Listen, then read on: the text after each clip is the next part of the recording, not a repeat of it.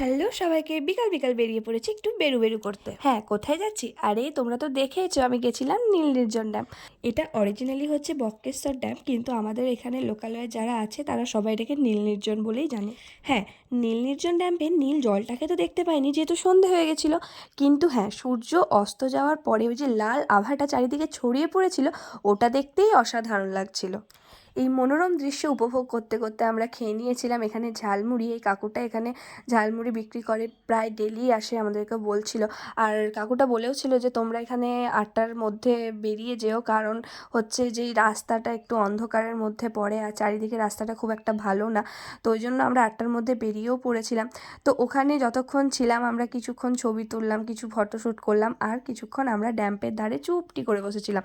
আর এই যে দেখছো প্রচণ্ড গরম পড়েছে, মানে অস্বাভাবিক গরম যাকে বলে সেই গরমটা এখন পড়েছে। আর এই গরমে বাড়িতে থাকা মানে সত্যি খুবই কষ্টকর, বাড়ির ভেতরে তো ঢোকাই যাচ্ছে না। তাই এই রকম সময় যদি একটু বাইরে মাঝে মাঝে ঘুরতে যাওয়া হয় তাহলে শরীরও ভালো থাকে আর মনও ভালো থাকে। বাইরের এই খোলা হাওয়াকে উপভোগ করতে করতে টাইমটা যে কখন পেরিয়ে গেল বুঝতেই পারলাম না। তো আমরা ওখান থেকে বেরিয়ে পড়েছিলাম 7:30টার মধ্যে। আসার পথে আমরা রাস্তায় খেয়েছিলাম ঘুগনি আর ডিম সেদ্ধ। ঘুগনি আর ডিম সেদ্ধটা জাস্ট এই দাদাটা অসাধারণ বানিয়েছিল, এটা দুবরাজপুরের কাছেই। তো চলো, আজকের ভিডিওটা যদি ভালো লাগে অবশ্যই একটা লাইক করো আর আমাকে ফলো করে দিও। আজকের মতো টাটা, বাই।